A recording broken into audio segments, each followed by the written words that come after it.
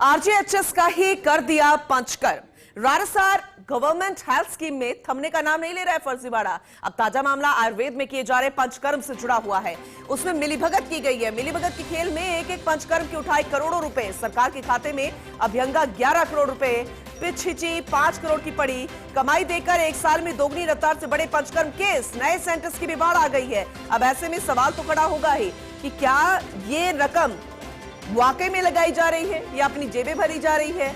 ऐसे में आरजीएचएस का ही पंचकर्म कर दिया गया। एक साल में दोगुनी रफ्तार, पंचकर्म केस बढ़ रहे हैं, नए सेंटर्स की बाढ़ सी आ गई है। तो ऐसे में जब संशय हुआ तो फिर इस फर्जीवाड़े का खुलासा हुआ है। राजस्थान गवर्नमेंट हेल्थ स्कीम अब यहां पर फर्जीवाड़ा थमने का नाम नहीं ले रहा। ताजा मामला आयुर्वेद में किए जा रहे पंचकर्म से जुड़ा हुआ। मिलीभगत के खेल में एक एक पंचकर्म की उठाई करोड़ों रुपया। सरकार के खाते में अभ्यंगा 11 करोड़ रुपए, पिछिची 5 करोड़ की पड़ी। कमाई देकर एक साल में दोगुनी रफ्तार से बड़े पंचकर्म केस। नए सेंटर्स की बाढ़ तक आ गई है। अब कैसे इसका पूरे मामले का खुलासा होगा? जब पूरा मामला खंगाला जाएगा तो किन किन के नाम सामने आएंगे? मिलीभगत तो हुई है, फर्जीवाड़ा हुआ है, जेबें भरी गई है, लेकिन आगे अब क्या होगा ये देखने वाली बात होगी। एसोसिएट एडिटर विकास शर्मा हमारे साथ जुड़ चुके हैं।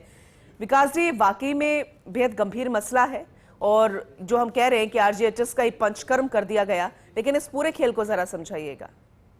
देखिए, आरजीएचएस के अंदर जो घोटालों का जो खेल है वो थमने का नाम नहीं ले रहा है। लगातार इस तरह की शिकायतें मिल रही थी और इन शिकायतों के बाद में जब इन्वेस्टिगेशन कराएगी तो इस बार की बड़ी शिकायत जो है वो सामने आई, जिसमें कि आरजीएचएस के अंदर आयुर्वेद में जो पंचकर्म का जो काम होता है उस पंचकर्म में करोड़ों रुपए का घोटाला जो है सामने आया है। और ये जो घोटाला है इसके अंदर कई तरह की जो पंचकर्म की विधियां हैं उनमें 2-2, 3-3 करोड़ रुपए तक उठाने की बात सामने आ रही है।